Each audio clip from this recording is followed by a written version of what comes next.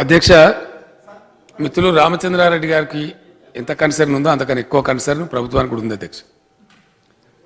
ఈ రాష్ట్ర చరిత్రలోనే కాదు అధ్యక్ష, ఎక్కడ కూడా అరియర్స్ ఇచ్చే సాంప్రదాయం ఉండదు అసలు. ఎప్పుడు ఇయ్యలే చరిత్రలో.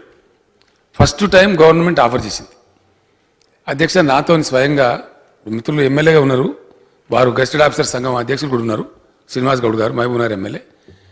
వీళ్ళందరితో మాట్లాడినప్పుడు మొత్తం ఏకకాలంలో ఇప్పుడు కొన్ని విషయాలు ఉంటాయి కిషన్ రెడ్డి గారు. ప్రజలు బాగా ఆలోచన శక్తి పెరిగింది అధ్యక్ష, మునుపట్లాగా లేరు. ప్రతిపక్షాలు కూడా ప్రభుత్వాన్ని ఇరుకునబెట్టేటువంటి ఇబ్బంది పెట్టేటువంటి విషయాలు చేసినప్పుడు అంత గొప్పగా బోధ అడ్వాంటేజ్ రాదు అధ్యక్ష. అది కూడా చెప్తా ఉన్నాను. కారణం ఏంటంటే ఆ రోజు మాట్లాడిన నేను ఒకటే చెప్పిన, మీరు అడుగుతున్నారు అరియర్స్ డెఫినెట్గా ఇద్దాం, కాకపోతే మరి ఎట్లా మీ జీపీఎఫ్లో అడ్జస్ట్ చేసుకుంటారా? సడన్గా ఇంత అమౌంట్ ఇవ్వాలంటే ఇబ్బంది ఉంటుంది కదా ప్రభుత్వం, మీకు తెలియదా? ఏముంటుంది అధ్యక్ష, మంత్లీ రిసీట్స్ ఉంటాయి, మంత్లీ ఎక్స్పెండిచర్ ఉంటుంది. అందులో బ్రహ్మ పదార్థం ఉందా? ఎవ్రీ మంత్ రిసీట్స్ వస్తాయి మనకు. మన డిమానిటైజేషన్ ముందు వరకు మనకు 8,000 crores వస్తుంది అధ్యక్ష. అనివార్యంగా మనం పెట్టాల్సిన ఖర్చు 5,500 కోట్లు ఉంటుంది అధ్యక్ష. అది ఎట్టి పరిస్థితులు ఇవ్వాల్సింది, దానికి మార్గమే లేదు. 5,600 పైచల కోట్లు ఖచ్చితంగా నిర్దేశిత కార్యక్రమాల వైపు పోవాల్సింది. డెట్ సర్వీస్ ఉంటుంది అధ్యక్ష, కిషన్ రెడ్డి గారు తెలుసు. మనం తీసుకున్న అప్పుల మీద మనం ఎట్టి పరిస్థితుల్లో డిఫాల్ట్ కావద్దు. మన ఫిజికల్ ప్రుడెన్స్, మన ఫిజికల్ డిసిప్లిన్ ఎట్లా ఉందనేది చాలా వాటికి ప్రాతిపదిక అవుతుంది. కాబట్టి ఎట్టి పరిస్థితులలో డెట్ సర్వీస్ ఏదైతే మనం చెల్లించాల్సిన అప్పుల విషయంలో డిఫాల్ట్ కామ్, రాష్ట్రానికి చెడ్డ పేరు వస్తుంది, భవిష్యత్తులో మంచిది కాదు. కాబట్టి అయితే అవి పోయిన తర్వాత మిగిలిన డబ్బులు అడ్జస్ట్ చేస్తూ ఉంటాం అధ్యక్ష. సందర్భం ఎట్లుంటుంది అధ్యక్ష, గౌరవ సభ్యులకు తెలిస్తే మంచిది అని చెప్తా ఉన్నాను. కొత్త వాళ్ళని పాత వాళ్ళని అందరికీ ఇది అవగాహన పెంపొందితే కూడా మంచిది. ఫస్ట్ హాఫ్ కంటే సెకండ్ హాఫ్లో డబ్బులు ఎక్కువ వస్తాయి అధ్యక్ష ప్రభుత్వానికి. మొదటి 6 నెలల్లో వచ్చేదానికంటే రెండవ 6 నెలల్లో వస్తాయి. గవర్నమెంట్ ఆఫ్ ఇండియా, రాష్ట్ర ప్రభుత్వానికి గవర్నమెంట్ ఆఫ్ ఇండియా ఇచ్చే డివల్యూషన్ కూడా ఒక 2 లేదా 3 నెలకింత అని 12 నెలలకి ఇవ్వాలి సార్. కానీ వాళ్ళు అడ్జస్ట్మెంట్ ఎట్లా ఇస్తారంటే 13, 14 ఇస్తారు.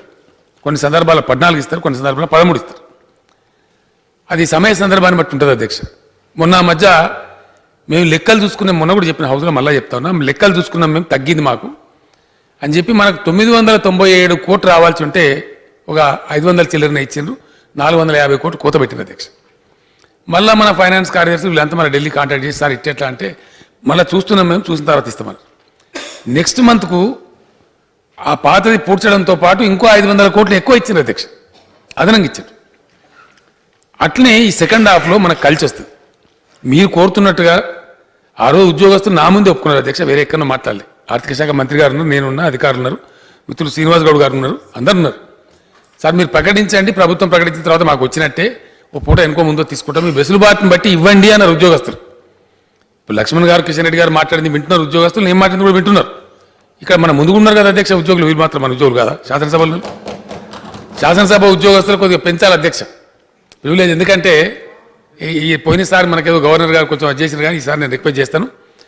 పార్లమెంట్లో ఉంది అధ్యక్ష సాంప్రదాయం, పార్లమెంట్ కొంచెం అటానమీ ఉండి పార్లమెంట్ సెక్రటరీ క్యాబినెట్ సెక్రటరీ హోదాకు సమానంగా పెట్టుకున్నారు. మనం కూడా కోరుతున్నాం ఇక్కడ మన చీఫ్ సెక్రటరీ సమాన హోదా రావాలి, ఎవరైనా ఉండొచ్చు కాక వ్యక్తి కాదు, ఇన్స్టిట్యూషన్.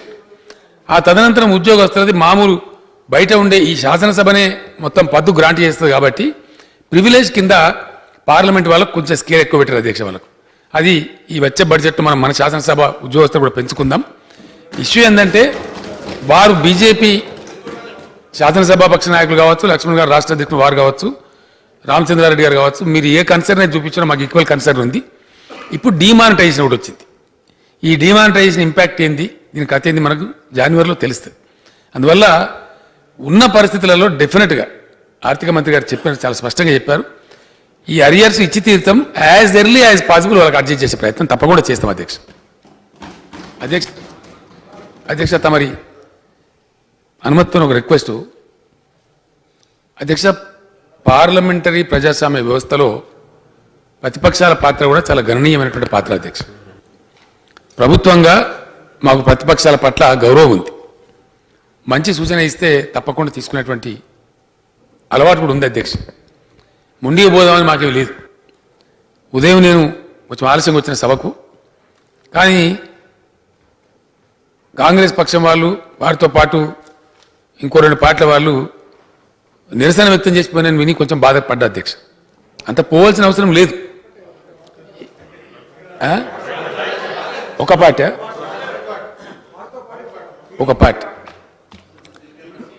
ఎవరైనప్పటికీ అధ్యక్ష, నా రిక్వెస్ట్ ఏంటంటే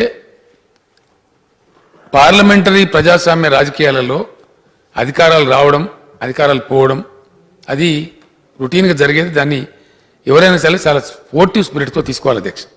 అది ప్రజలు ఇచ్చేటువంటి, ప్రజలు గ్రాంట్ చేసేటువంటి, మన ఎవరి చేతులు ఉండేది కాదు. సందర్భాన్ని బట్టి వస్తుంది అధ్యక్ష.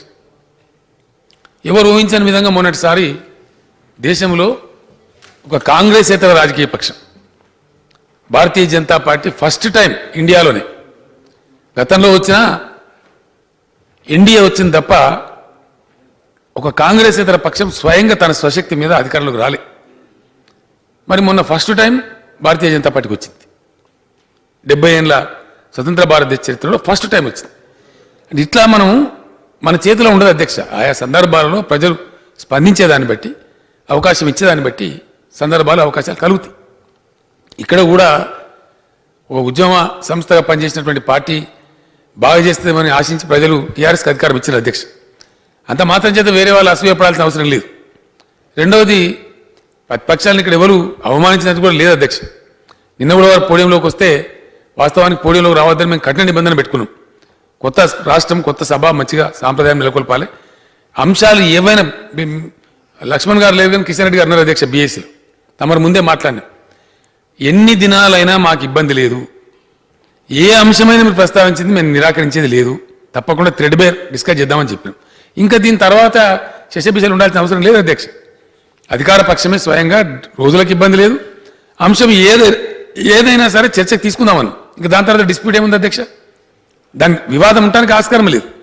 నిన్న కూడా వారు పోడియంలోకి వస్తే నేను తమరిని రిక్వెస్ట్ చేసి వారిని అప్పీల్ చేసి మీరు వెళ్ళండి అని చెప్పి బిల్లు పాస్ చేసే ముందు ఆపినాం అధ్యక్ష.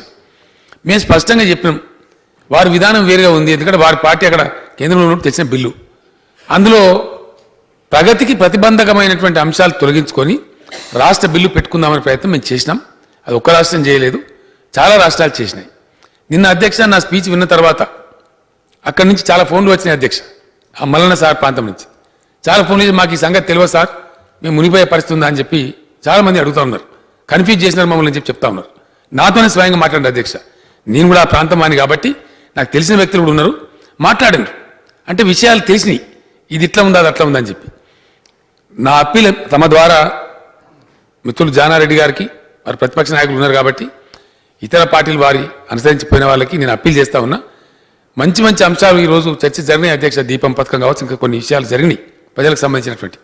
ఇప్పుడు కూడా తమ అనుమతితో ఈరోజు ఎజెండాలో హరితహారం ప్రోగ్రాం పెట్టినారు, చాలా ముఖ్యమైనటువంటి. నేను ఒక ఆయన పేపర్లో రాసిన అధ్యక్ష, అభివృద్ధికి పుట్టిన కోతి అని చెప్పి రాసి చాలా భయంకరమైన పరిస్థితుల్ని, విపత్కరమైన పరిస్థితుల్ని. కాబట్టి మొత్తం ప్రపంచమే మొన్న ప్యారిస్లో జమై ఈ గ్రీన్ కవర్ మీద గ్లోబ్ ఏమైంది అనేటువంటి కన్సర్న్ వెలిబుచ్చి 163 దేశాలు మన మోదీ గారు ప్రత్యేకంగా దాన్ని లీడ్ కూడా తీసుకున్నారు అధ్యక్ష. అక్కడ మరి జరిగినాయి, మనం కూడా దానిలో అగ్రిమెంట్ చేసినాం. ఇటువంటి సందర్భంలో ఇప్పుడు హరితహారం గురించి మనం చర్చించబోతా ఉన్నాం అధ్యక్ష.